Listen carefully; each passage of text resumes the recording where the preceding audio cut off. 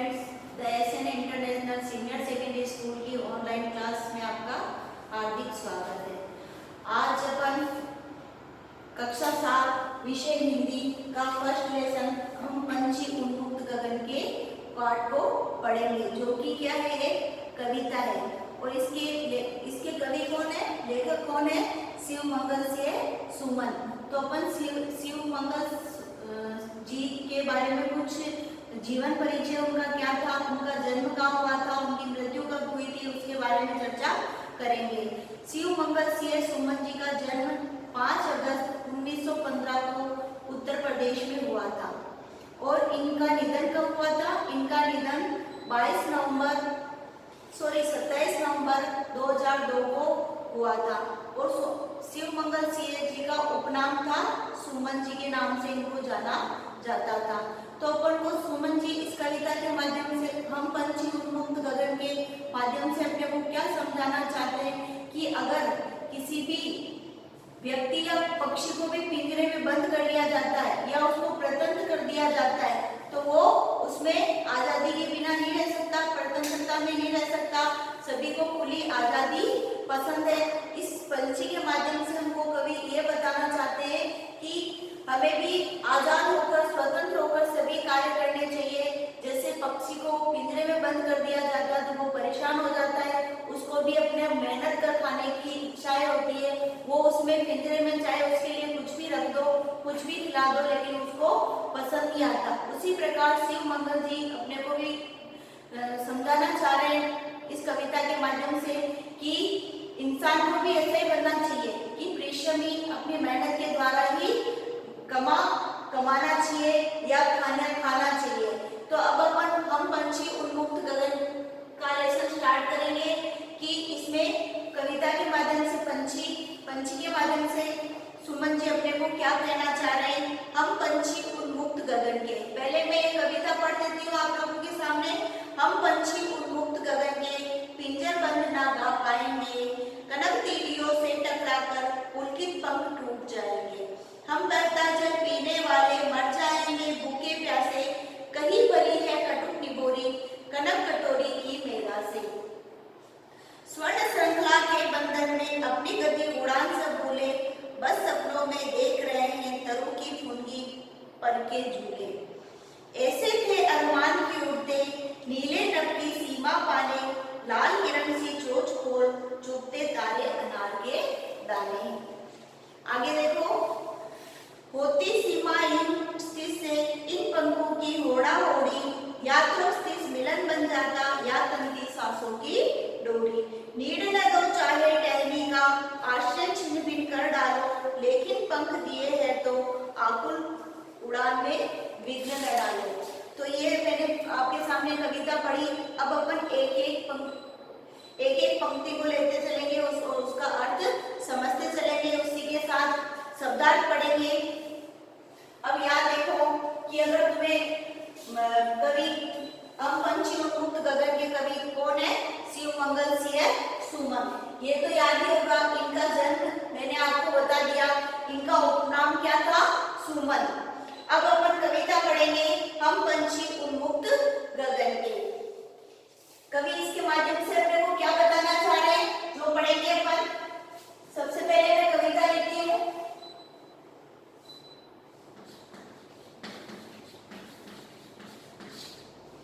हम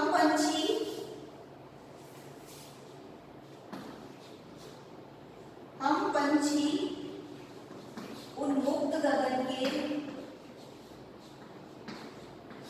हम पंछी उन्मुक्त गगन के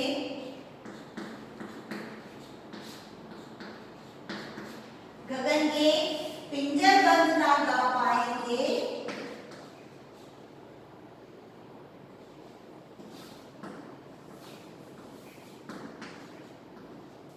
पिंजर बंद ना गा पाएंगे,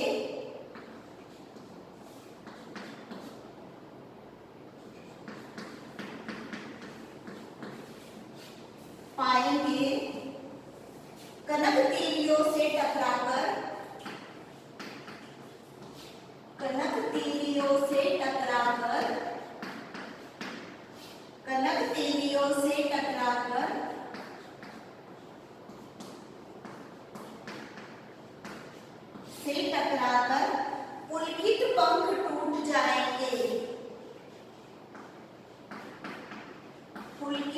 पंख टूट जाएंगे।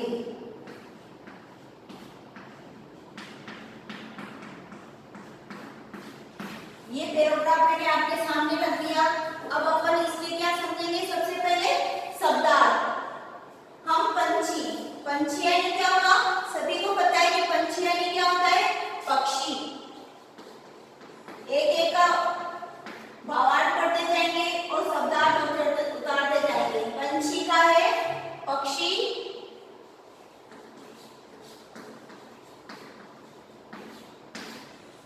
उन्मुक्त यानी खुला,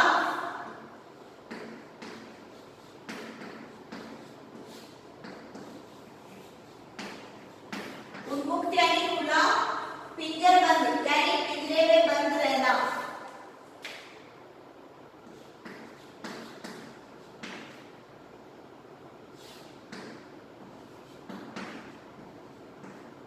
पिंजरबंद यानी पिंजरे में बंद होकर, पिंजरे में बंद होकर,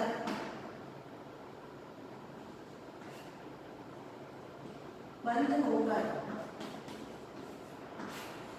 पिंजरबंद बंद का अर्थ होगा पिंजरे में बंद होकर।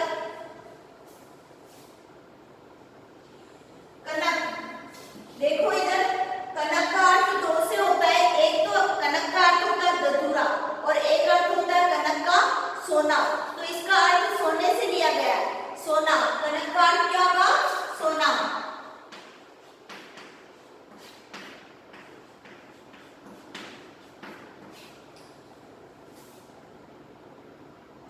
पुलकित यानी क्या होंगे?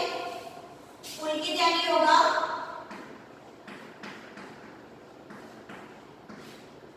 पुलकित यानी कोमल। टूट जाएंगे, पंख यानी पंख होता है।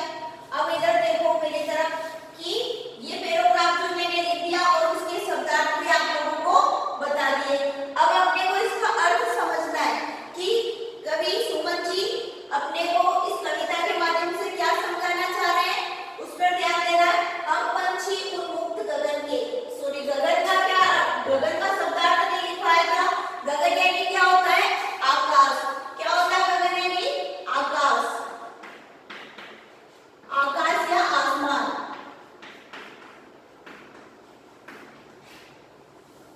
हम पंछी उन्मुक्त गगन के पिंजरबंद ना गा पाएंगे। इसमें पक्षी कह रहा है कि अगर हम पंछी उन्मुक्त गगन के, कि हम खुले आसमान में उड़ने वाले हैं, खुले आसमान में घूमने वाले हैं, पिंजरबंद न गा पाएंगे। अगर हमें पिंजरे में बंद कर दिया तो हम नहीं गा पाएंगे, क्योंकि हम तो खुले आसमान में गाने वाले हैं।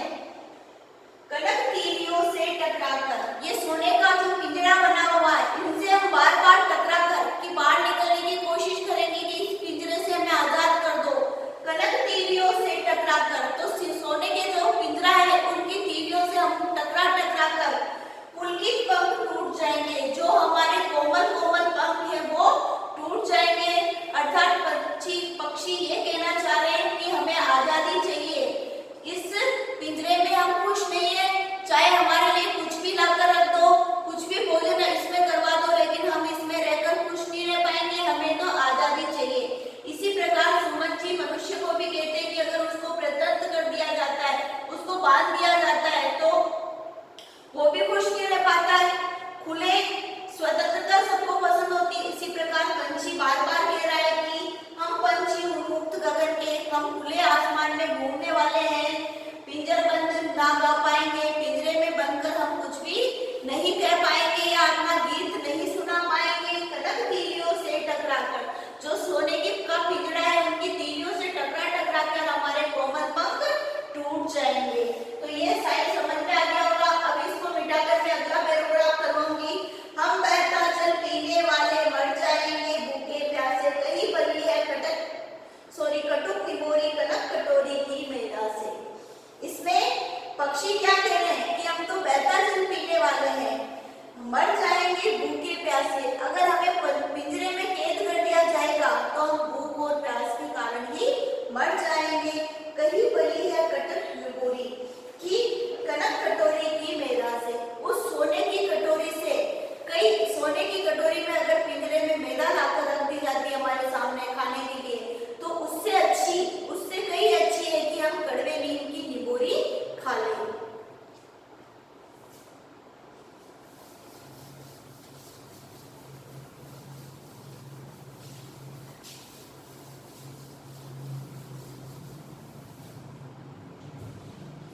हम बहता जल पीने वाले,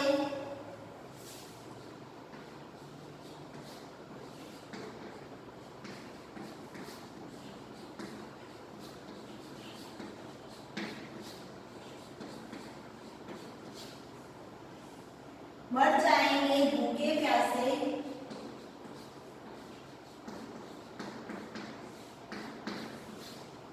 मर जाएंगे भूखे प्यासे,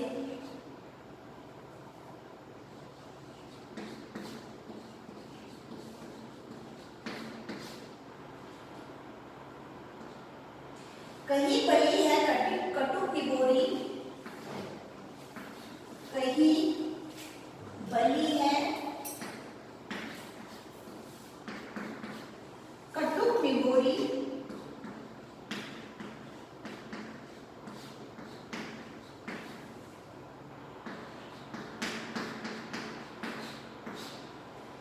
कनक कटोरी की मेला से,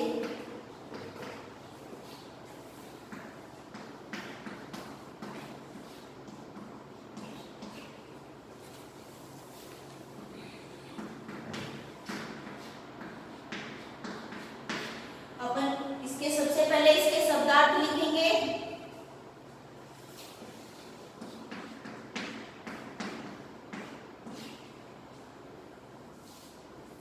बहता, बहता का अर्थ है बहने वाला,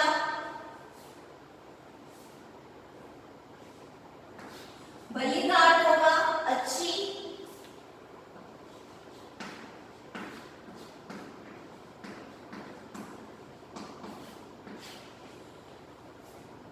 कटु की बोरी, कटु का अर्थ होगा कड़वी,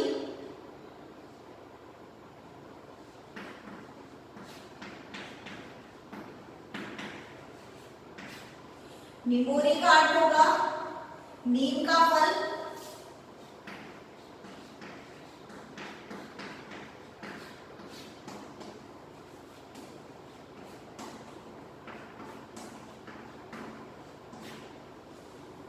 कनक यानी आगे सोना, कनक का अर्थ सोने से है,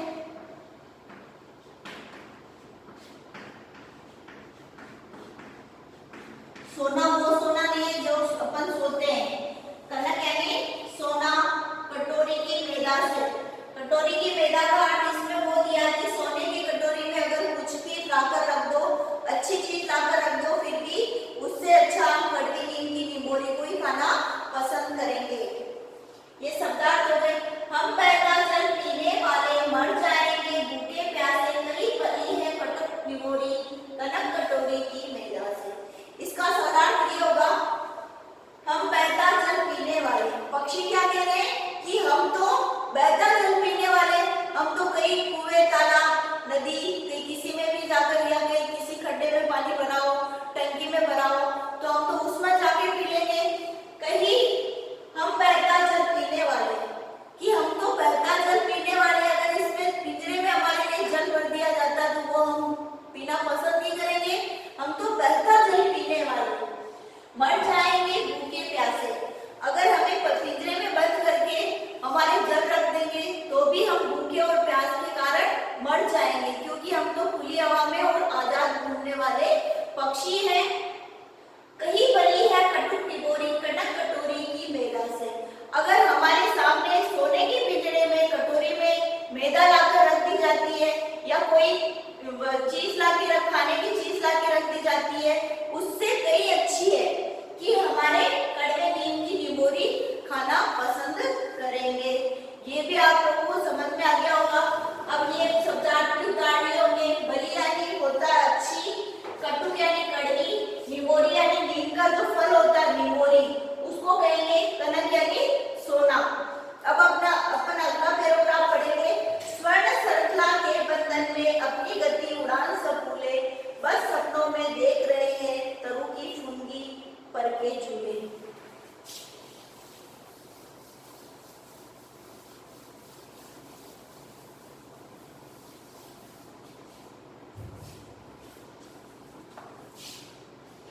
स्वर्ण श्रृंखला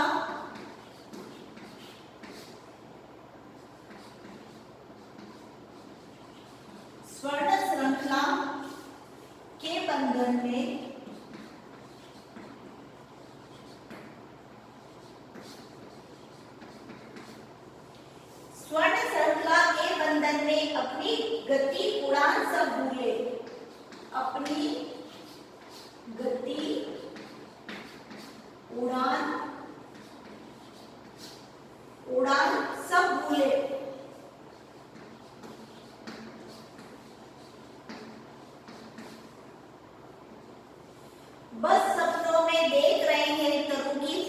पर के झूले।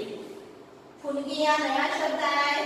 उड़ान सब भूले, वह सपनों में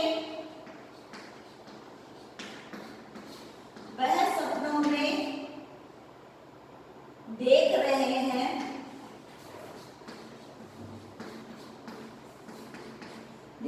हैं, तरु की फुनगी पर के झूले। तरु की फुनगी पर के झूले।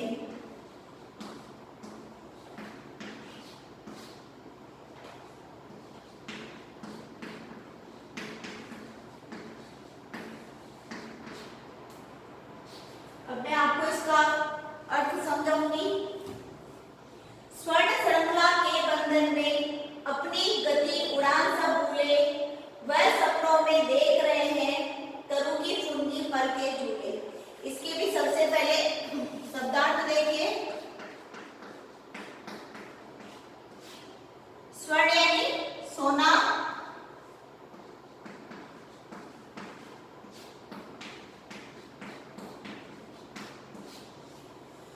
श्रृंखला यानी जाल या कतार,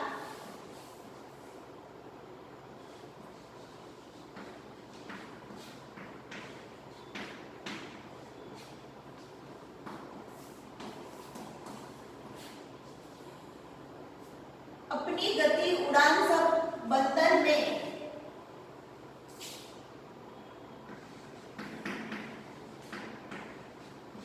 बंधन में यानी बंधा हुआ,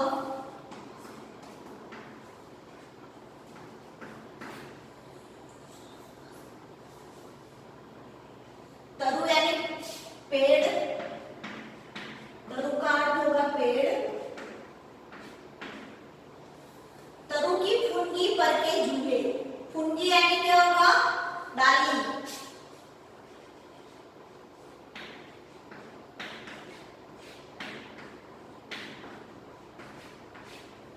झूले यानी झूलना,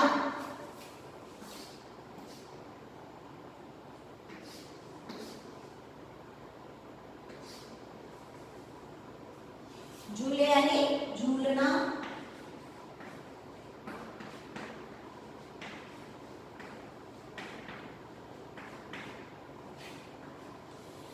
ये शब्दार्थ नोट कर लीजिए अपनी नोटबुक में। स्वर्ण श्रृंखला के बंधन में अपनी गति उड़ान सब भूले, वह सपनों में देख रहे हैं, तरु की फुनगी पर के झूले। कि स्वर्ण पिंजरे में उनके को, स्वर्ण पिंजरे की जाल में उनको फंसाकर या बंदी बनाकर अपनी गति उड़ान सब भूले। स्वर्ण के पिंजरे में उनको बंदी बना लिया है, उससे वो अपनी गति और उड़ान को भी भूल गए कि हमारी गति कितनी तेज है, हमें उड़ान कैसे लेनी है। इस प्रकार कवि कह रहे हैं कि पक्षी को स्वर्ण श्रृंखला के बंधन में, कि स्वर्ण श्रृंखला के बंधन में यानी कि सोने की जाल में बांधकर फंसाकर अपनी गति उड़ान सब भूले, फंसाकर वो अपनी गति और उड़ान को भी भूल गए हैं, वह सपनों में देख रहे हैं, तरु की फुनगी पर के झूले। अब केवल वो पिंजरे में बंद होकर क्या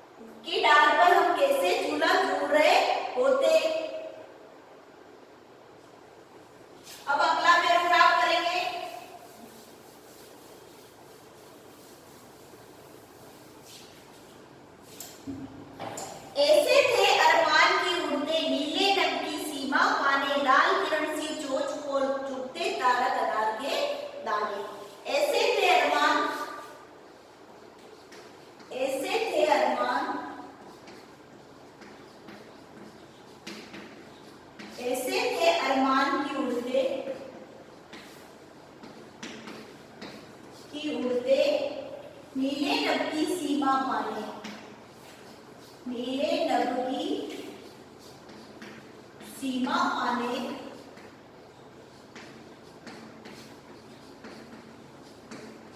नीले नभ की सीमा पाने लाल किरण सी चोंच खोल, लाल किरण सी चोंच खोलकर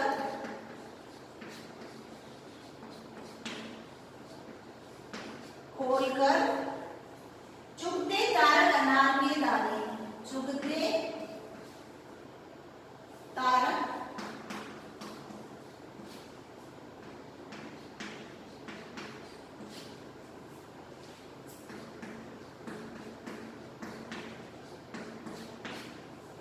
शब्दार्थ लिखे। ऐसे थे अरमान, अरमान का क्या होगा? इच्छा, अरमान यानी इच्छा।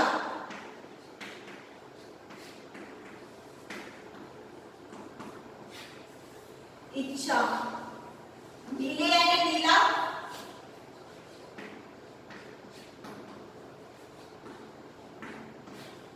नभ यानी आकाश,